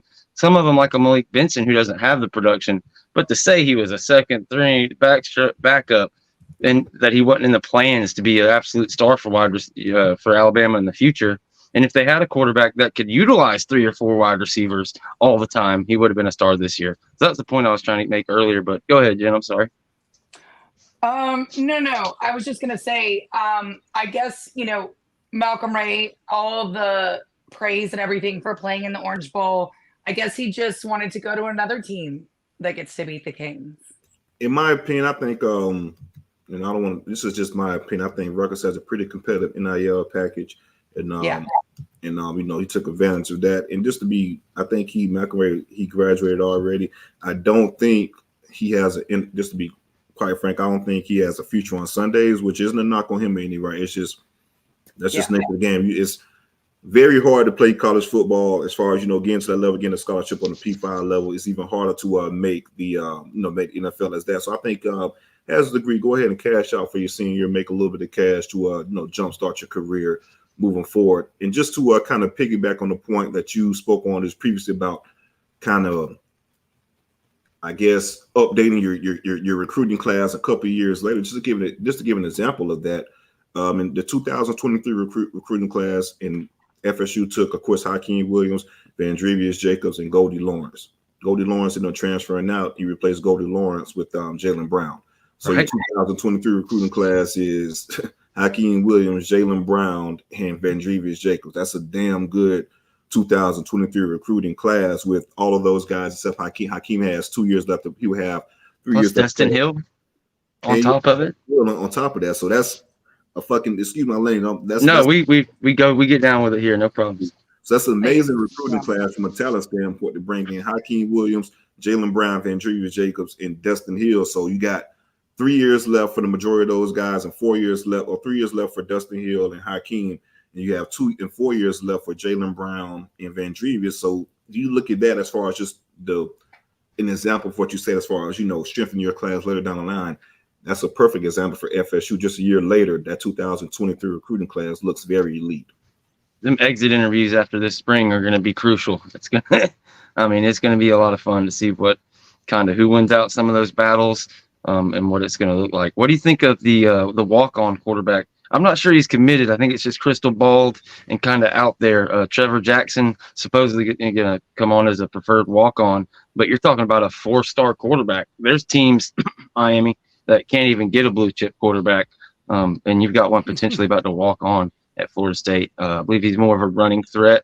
Had like 10 touchdowns and a bunch of yards running as a senior in high school. No, I think that's a very good move as far as a depth piece for FSU. You guys know the quarterbacks. Of course, you lose Jordan Travis to graduation and going to the NFL draft. End up losing A.J. Duffy to the transfer portal, and you also lose, of course, Tate Rodemaker to the transfer portal. So you have DJU, you have Brock, and you have Big Luke as far as your 3 quarterbacks. You only have 3 quarterbacks on the roster. So again, to bring in the 4th one that you don't have to use a scholarship on is very good for a depth piece. Like I said, you got to have. We seen what happened to FSU this year. Jordan Travis got hurt, Tate got hurt. Then you're down to your true freshman with nobody else behind him aside from walk-ons. And hell, Orange Bowl, Tate wasn't even available. So if we do end up, Blake did get hurt, who the hell plays? So yeah, as far as a depth perspective, is very good. And also just moving forward, because you do lose DJ next year, you will have 3 guys on the roster to go along with Jamel Jones. And I feel like they may want to take one more within this 2024 class. That's kind of the plan, but with quarterbacks, it's tough how that plays out. So we'll see. But definitely, you want to carry 4 on the roster for sure. Yeah, it's nice to know. Knock on wood, anything could happen, but it doesn't look like we'll ever be in that situation in the near future again. Like you said, having Brock and the trials he went through, you get a stud like Luke coming in. If you bring in a Trevor Jackson, even if like your worst case scenario in a year or 2, he could be more ready than kind of what we had this year. So I love to see it. And that 2025 class, I've been, it's just a guess. This is just talking about it, as a fan and reading the tea leaves and seeing the players come up as sophomores and juniors. This 2025 class, I really think could be special. And I've been saying, okay, this is going to be the year you lock down a top 5 class and make a run for it. You feel similar? I feel so. I think it could have been done last year. They just needed to. Now, that's another conversation. FSU does need to be better in closing in certain situations for certain guys. And of course, we'll get to that. We'll cross that bridge once we get to it in December. But just as face value in January moving forward, this class has a lot of potential from a winning standpoint. These guys, back up, from a relationship standpoint, these guys have, since FSU has gotten to, since this staff has gotten to FSU, this is who these guys been seen as far as developing those relationships, things like that. So it's starting to pay off for this staff, and it's going to, transfer over to, the recruiting process as far as getting commitments.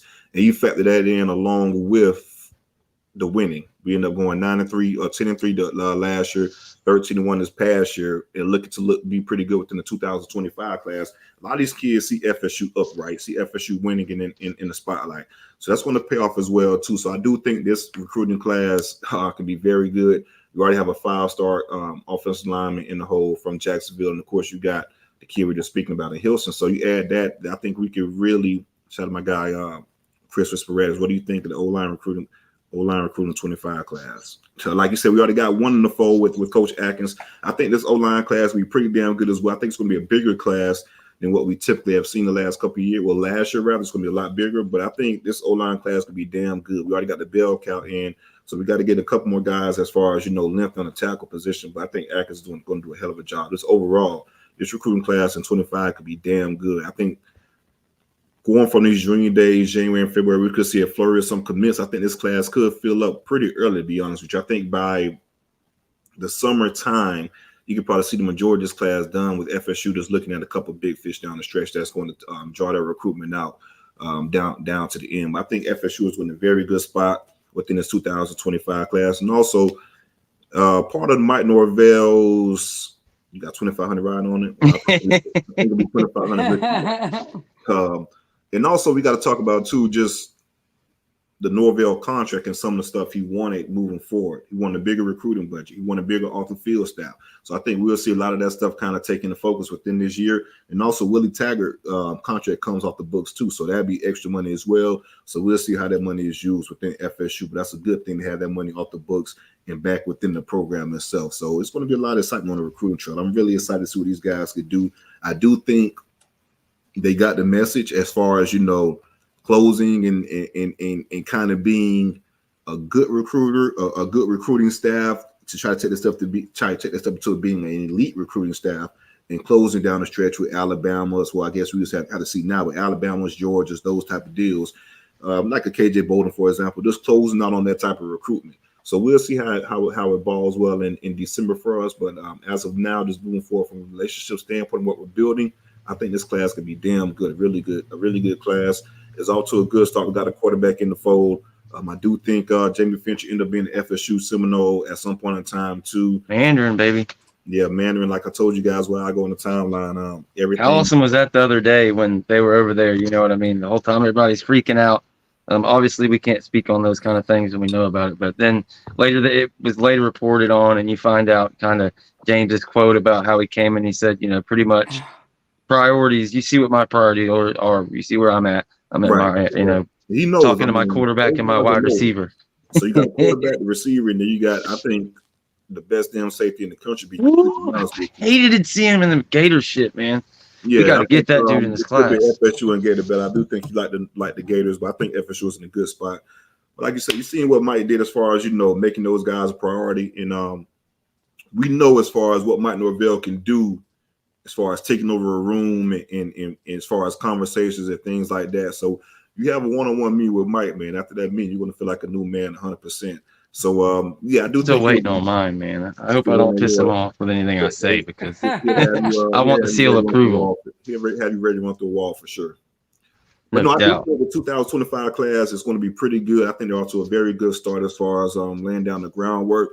We just have to, like you say, take that next step and close out on those things come December. But I do think the 2025 class is going to be damn good. This junior day we have coming up has a lot of talent that's going to be in Tallahassee.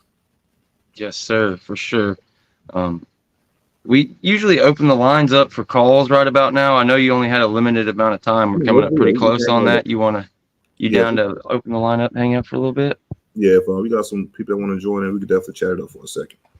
10-4. We sure appreciate you. And also, Chris had also said, man, just congratulations on all your success over there at Doak Talk. And if you guys don't know, it's at Doak Talk right here on YouTube. Get over there, get subscribed. Check out what he's got going on. It's, you will not, there's not a better, more, articulate breakdown recruiting and really stay on top of things. He comes out and does videos, anytime stuff breaks. So really go over and check that thing out. And if there's anything you want to let the people know about what you got coming up or anything, feel free to plug that right now while we wait on some calls to come in. Yeah, so you can definitely check out Dope Talk. It's a new podcast. Just start off, I want to say maybe September, end of August. branched off on my own and kind of do my own thing. But again, all FSU related, whether it's recruiting, talk about the games, pre-game interviews, recaps. So pretty much how it go during the season. We'll have, say, for instance, we're playing the Clemson Tigers. I have a Clemson reporter come on and give you guys some background on the Tigers, whatever it may be, just to fill out the team to let you guys know about the upcoming team. I know you guys hear about FSU all the damn time, but it's also interesting to get a little bit of perspective from the opponent leading up to that week. And we call that behind enemy lines. And of course, we open up calls and things like that as far as whatever you want to talk about.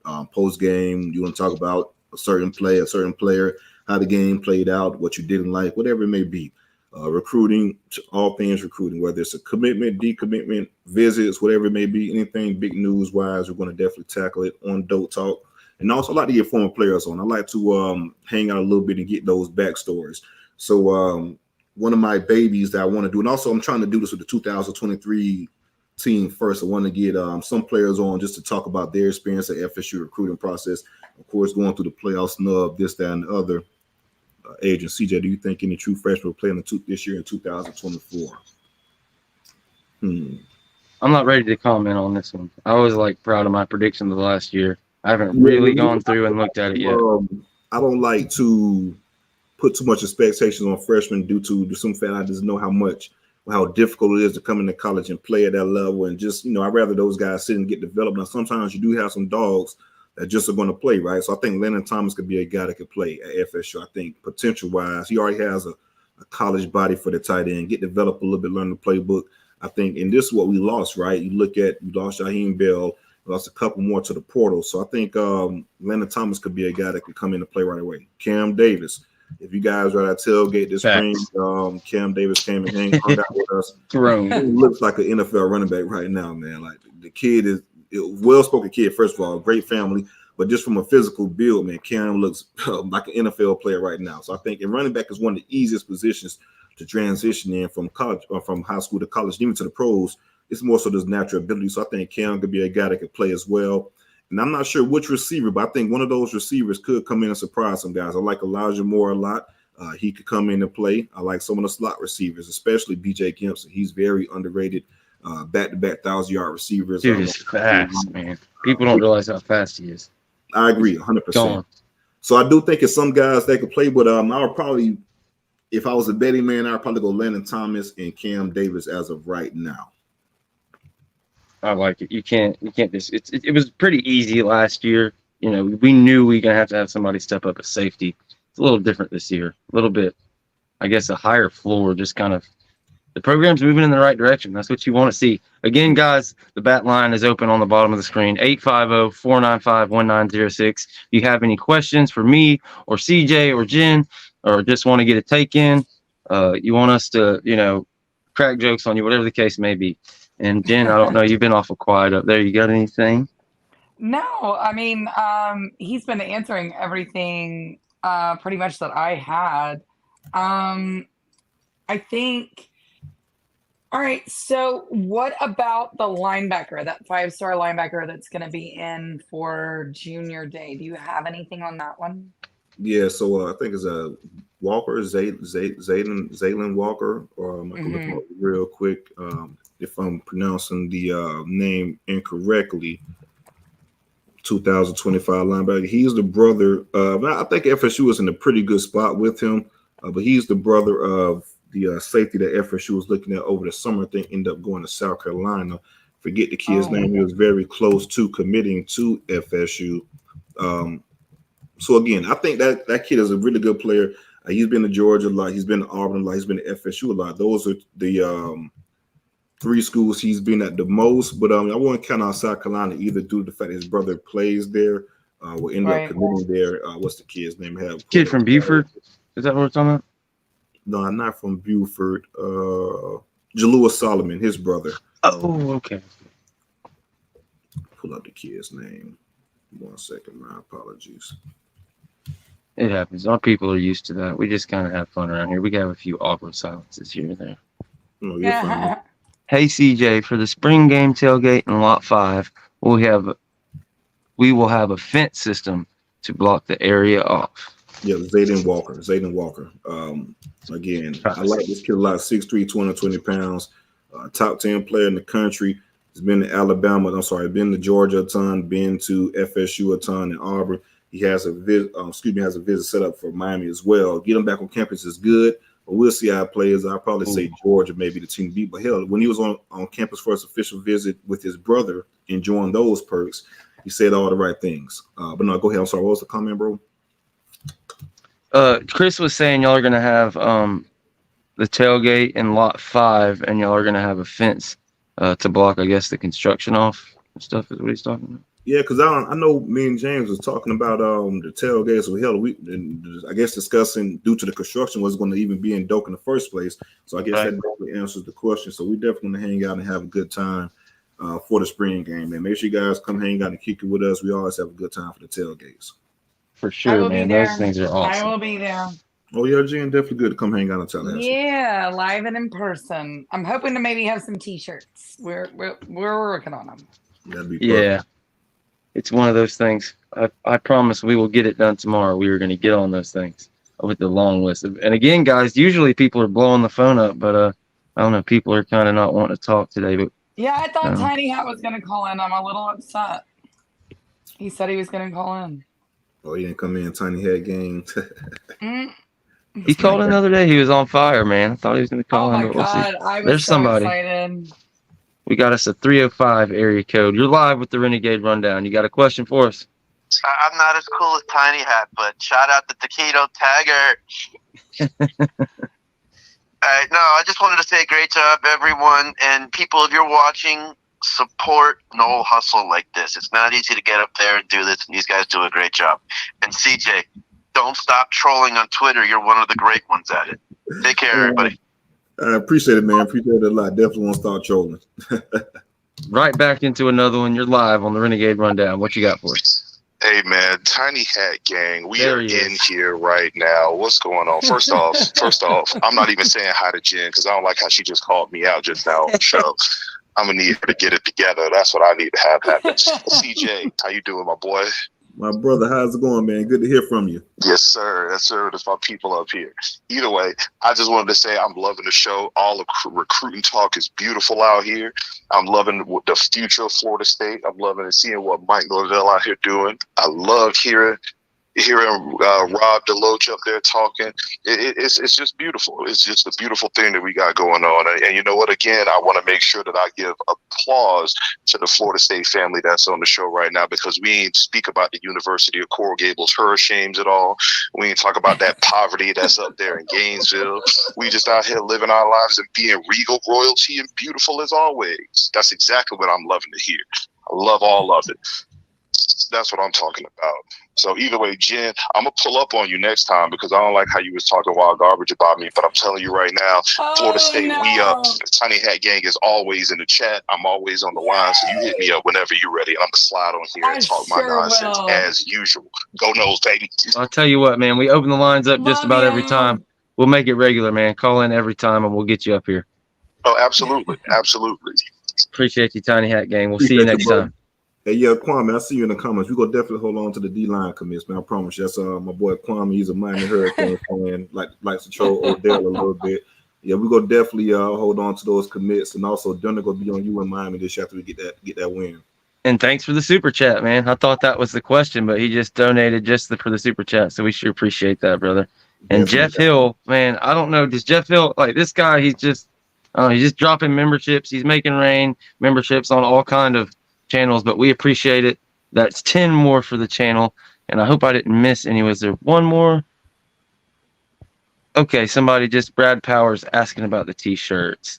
Another $10 super chat from Brad Powers, so we appreciate that. And me and Jen are gonna have to get on them damn t-shirts. Yeah, before everybody comes for us. I just got the link from the right store from Chris. I had him helping me out on that, so I promise we'll get them designed and we'll get them out there for you guys as soon as possible.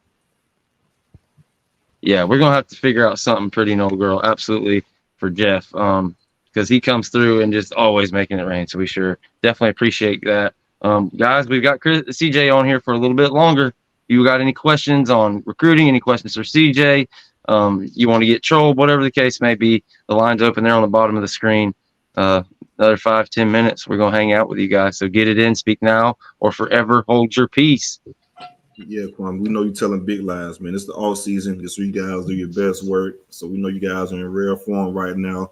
Until August comes back around or September comes back around, and the real will come back and hit you, slap you right in the face like it does every year.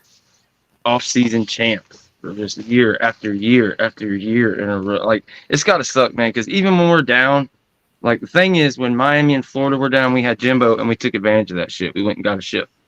And it's like, here you go again. They're down, and what are we doing? We're just taking steps. We should have had a shot at the shit this year. It didn't happen. We got snubbed. But yeah, just rub it in their face. I just love it. Florida. Oh my Florida's God, they're hurting really bad. But I know they're pumped. They think they're gonna get DeAndre Winters. Florida's not even worth mentioning. Those guys are just terrible. Yeah. Also, I was very surprised. Just to speak on the Gators a little bit, I was very surprised with the lack of aggressiveness in the transfer portal. You look at what you guys have coming back, which isn't a lot. And of course, you have a brutal 2024 season, and I think in a very big year for Billy Napier. When year 3 in Gainesville, if you're not really winning, those guys get rid of you pretty quick. So I was pretty surprised that they haven't been more aggressive in the transfer portal at the University of Florida. I thought that was going to be a point of emphasis. I thought like everybody, boosters, like fans, I thought everybody was pissed about that they waited and they drug their heels. Guys like the receiver from Liberty that just entered the transfer portal, he ended up taking a visit to Florida. A lot of those fans thought it was going there. Yeah, Kwame, he's giving away free money in the chat, fella. So if you guys want to take some money, definitely join in and grab something. But speaking of the receiver, they've been trying this, haven't been getting any traction. The kid ended up committing to LSU.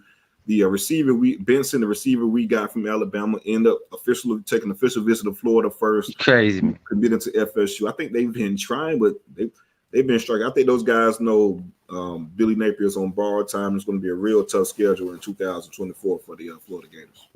I think he might be talking about Nye Black if we're pursuing him, or if we're able to get him on contact. About that. The tight end from Alabama. Got anything on, or have you heard anything about him, CJ? No, I haven't heard too much. The tight end from Alabama, he's from Florida actually, so I feel like, he should be a guy that shoots from the St. Petersburg area, if I'm not mistaken.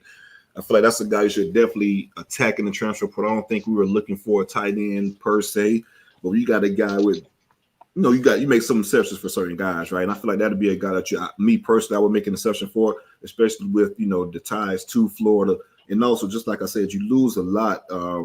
You lost Marquise Douglason and you lose Jaheim Bell. I feel like Douglas should have probably stayed, but nonetheless, those two guys leave. So it's pretty much Kyle Morlock and some younger guys. So if you were able to get that guy from Alabama, Nye Black, I feel like he'd be a great addition to the tight end room, especially for what we lost. Absolutely, man. It's like Florida last year. It's like they're too good to take Morlock. They're trying to talk him into some BS and do that, this and that. It's like, it seems like they never have any scholarships, but they don't have any up and coming players that, it's like, I don't get it, but that's why they're the Gators and we're Florida State. But you're live with the Renegade Rundown. You got a question for us? Yes, sir. I just wanted to tell you, I'm sure enjoying your show. I'm a 1966 FSU grad. I will turn 80 in April.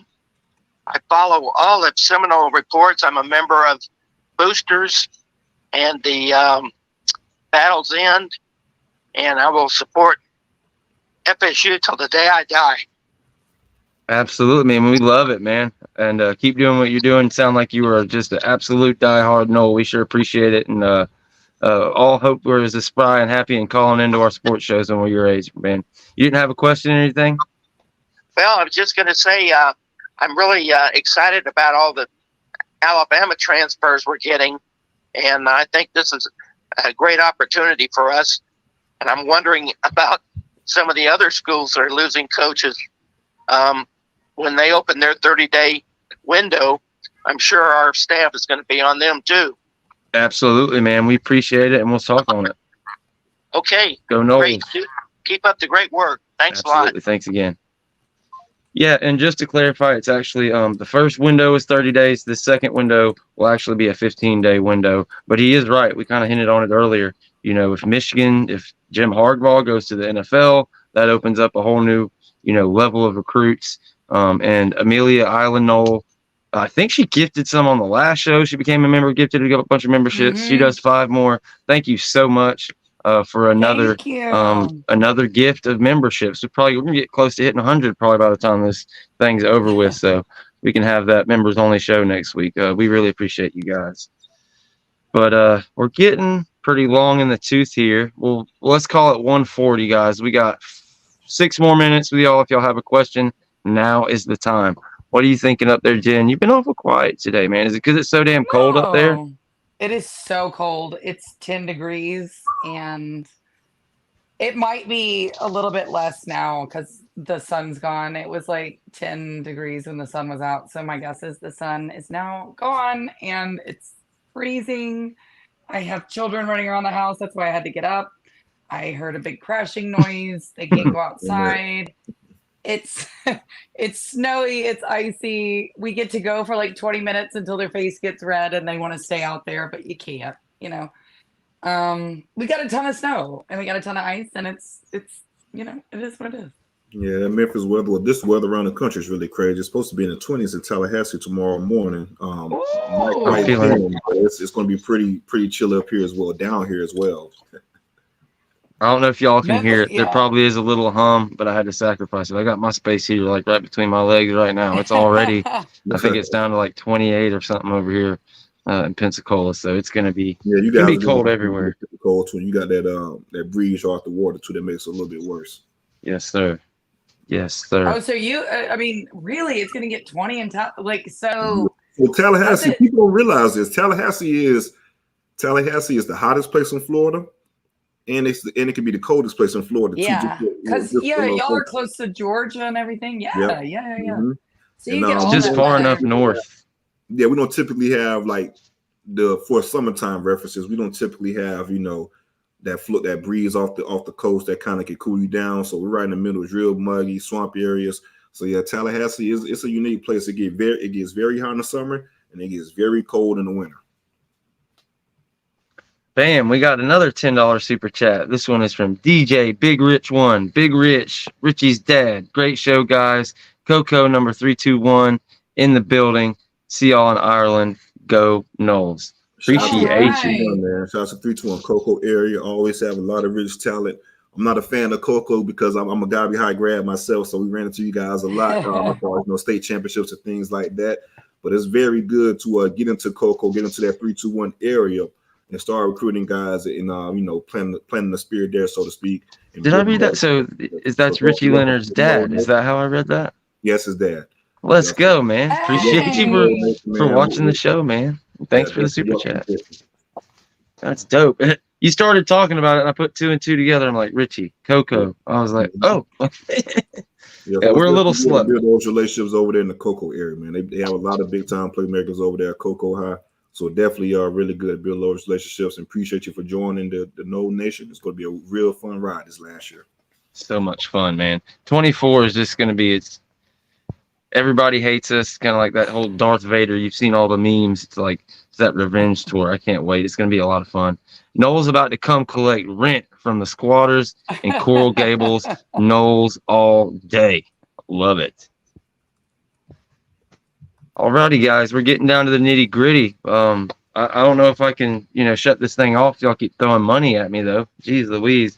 But we sure appreciate all the love, all the memberships, all that stuff. 24 Revenge Tour, belt to ass season, 100%. Mike Austin, we agree with you guys. And again, if you have any questions, now's the time. Just to give people a little bit on Richie. Was looking at some of his type of thing from LSU and Tennessee. Very quick. Soon, snap off the ball. As soon as the ball snap, he's very quick in regards to getting where he needs to be. Really good puller. Does a really good job again to the second level. I think he played the most snaps for UF this past year on the offensive line. He was their best offensive lineman. That's what they did. So I like Richie a lot. I think he could definitely help short that interior of the offensive line. Like I said, very quick get off. Moves very quickly, and he moves with a purpose. He knows exactly where he wants to go. And as far as FSU, we use a lot of pullers and things like that. So I think from a scheme standpoint, Richie fits right in with FSU and what Coach Atkins and Norvell wants to do in the running game. Yeah, you replace Roddick, not throwing any sand on his name. Roddick was great for what we needed this year, but totally different level of kind of Athleticism. Be able to move those feet. It's different. Correct. He gets out there on them counter plays and stuff. It's going to be a different animal. He's going to be able to get there and get to that block every single time. It's going to be a lot of fun to watch. Because, it's funny seeing the narratives, how it's always, as soon as you break up, you start talking shit about your ex-girlfriend. But make no mistake, he was the most consistent player for sure for Florida this year. And it's just slowly chiseling away and just getting better and better. And I think this is the year. It feels like for me, 2024 is the year you take away that asterisk. It's been like, oh, well, they're under 30, 39% blue chip. Well, they're talented, but they're, they got a bunch of 6-year guys. They're doing it on culture. They're doing it on this. I feel like the talent level has risen to a level now where, like, really 90% of the teams you play, you're going to out-talent them. You're the better team. They have no business beating you. And when it comes time to play the Notre Dame, the Georgia, whoever the case may be is, I'm not saying you'll be the most talented in every game, but you're just not going to have that connotation. And if it comes from outside, it's just a bunch of bullshit is all there is to it. Because, we're to the level where on the hoof, this is a legitimate championship contender football team, in my opinion. I agree. I love the all right, talent guys. that's on it right now. I like the talent that they've added on. And honestly, I know what everybody said about the bowl game, but I like what I saw out of Brock Glenn. I don't know, CJ, if you feel the same, but for me, it was like that kid was at prom in April, and you just put him up against the 2-time national champions. And to me, it was, I can't say anything bad about him in that game. I really can't. I agree. I got a take on that. I guess we can wrap it up. We could read Kwame's super chat and go ahead and talk about that, Jen, because I agree with you 100%. Okay. Yeah, we're going to beat the brakes off you all this year. Cam Ward is a game changer. Y'all had to settle for DJ Pooh. You will regret that come November. Okay, like we read all our super chats, but you're pushing it, Kwame. Okay, I'm not going to like that. And, I don't know. We may not read all of them, but yeah. That's my guy right there, man. He believes until he doesn't believe. And trust me, when he doesn't believe in season, it's a beautiful thing to see. At least he's standing on it. He's standing on it. So we appreciate it. He'll get over that belief around September 1st. Oh, if they lose to Florida, I promise you, Kwame won't. He'll be against Mario 100%. They lose to Florida. I would be happy to see if it does happen. Just see his reaction if they do lose to Florida. It'll be hilarious to see. But no, Jen, let's talk about your point. If you look at the numbers, Brock Glenn against Georgia, they were terrible, right? But if you actually watch the game, Brock looked damn good. Like he made a lot of good plays. I thought so too. A lot of receivers didn't help him out. We had a lot of drops. But no, just from where he looked like in Charlotte to being scared to even throw the ball and take chances to Georgia, and hell, even Georgia, the start was on short notice due to how Tate Rodemaker went about as far as, which I think was bullshit in my opinion. Practicing for 3 to 4 weeks, getting started reps, and the day you guys are deemed to travel, you want to enter yourself into the transfer portal. But that's another conversation for a different day. But speaking on Brock himself in general, really big arm, live arm, a lot of athleticism. Even that coming out of Memphis, I was a really big fan of Brock and what he did. I love Memphis, right, Jan? But this what Brock did in Memphis, I really liked. Big time quarterback, really live arm, and just hearing FSU people talk about Brock prior to seeing him play. Hey, this kid is pretty good. This kid, he's having some wild plays, this, that, and the other. And people also fail to realize, Brock played the second game of the season, got hurt the second game of the season against Southern Miss, and Brock pretty much missed half the season rehab. Brock didn't really get back into full swing until early November, as far as getting back healthy and trying to play.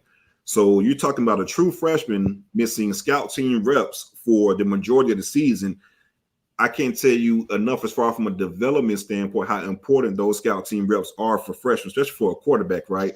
So you have, again, Brock coming in, missing pretty much half the season, the majority of the season, and to play like he did in that Georgia game. I'm really excited for Brock and what he could do moving forward. Just keep developing, keep getting better. I think the arm is definitely there. Once he gets everything within the playbook and just the nuances of playing quarterback, he'll be perfectly fine. People want to ignore that context, but it's like, he was hurt most of the year. It's not like he was, building for this and he got his opportunity. Like, no, he was hurt. He couldn't get his reps. And then, like you said, he didn't even get the full he never got a full time. It was supposed to be Rodemaker for the most of the majority. So yeah, Exactly. So we're all on the same page on that. December 3rd, if he's a full-time starter from the ACC championship to the Orange Bowl, we could Different story. A different story. But just regardless of that, just how he played in the game, the stats don't tell the story. But if you actually watch the film of that game, Brock made some pretty good throws, and he was a completely different quarterback from the ACC championship. You saw a lot of good things that you could build on, in my opinion. Okay, so they weren't going to let the hurricane end it. So KP comes in with a $4.99 super chat. Kwame is the liar in chief, the minister of lies. Nole's coming to collect rent, and if y'all keep talking, we raising the price. I hear you, KP. And Jeff Hill, not to be topped, comes right back to drop another $5 super chat. All that talent, the Candy Canes can't even win the big one because they got Mario. He'll do something stupid. Like always. That's another key thing too, fellas. We talk about rosters and things like that.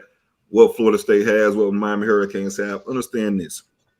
FSU has Mike Norvell. The Miami Hurricanes have Mario Cristobal.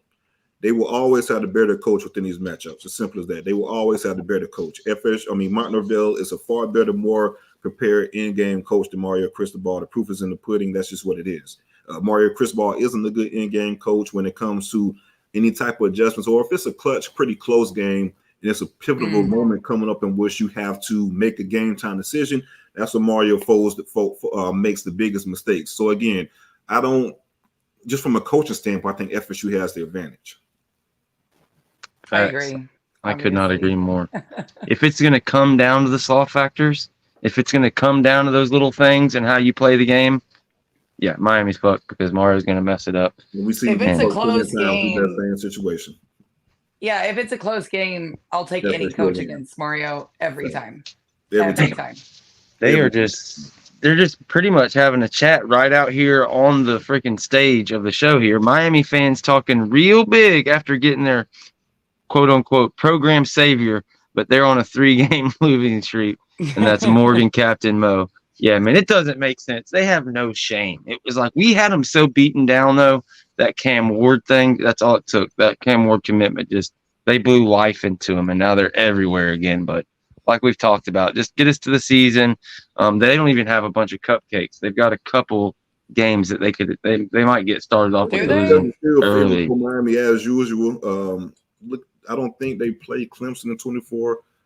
They don't play Notre Dame in 24, so I do think I guess Florida is a cupcake. I don't know what I was thinking when I said that. Florida has a damn juggernaut of a schedule. Yeah, those guys, I don't see how the hell Florida needs to win that Miami game for sure. I agree. I agree. If they don't win that game, that season, I don't know where their win comes from. I agree with you 100%, G. And I think Miami, even though Miami would be pissed off just from losing that rivalry to the Florida Gators, just that another. But from a season standpoint, you look at the teams each one of those guys have. I think the team that can afford to lose the most is the Miami Hurricanes. If Florida lose that game, I mean, hell, if Florida could go fucking 0-3 within in-state. They got Miami, they have UCF, and they have FSU. So I'm telling you, man, I agree with you 100%. From a standpoint, I think the team that can afford to lose the most is Mario Cristobal and the Miami Hurricanes, because that Florida schedule is brutal. How about this one from Angelo Smith? The game of the year will be Miami versus Duke. I keep forgetting about that shit. The Manny Revenge Tour. And it's in Hard Rock, too. So I might want to win that damn game. He might have, I mean, I don't know. Who are the Cubans with? Are they with are they riding with Manny? Or are they with Mario? You know, he may get Mario 100%. They may be pulling Duke. We'll see. They made a T-shirt the last time that Duke was at Hard Rock, didn't they? It's weird in Miami because they hate Manny for having a better output than Mario, but they love Mario for whatever reason. It makes no sense to me, but you like it, I love it. I'll stand on it my whole life. I'll stand on they made a mistake firing him. Absolutely. They didn't think Florida State was as good as we were. They didn't believe. They thought Mike Norvell was this or that. They didn't see us winning, 19 games in a row and all that stuff, and they just thought, oh, we lost to this sorry-ass Florida State team. But I think they were on a roll with that offense they had going. I think if they could have kept Rhett Lashley there for a couple more years, shit.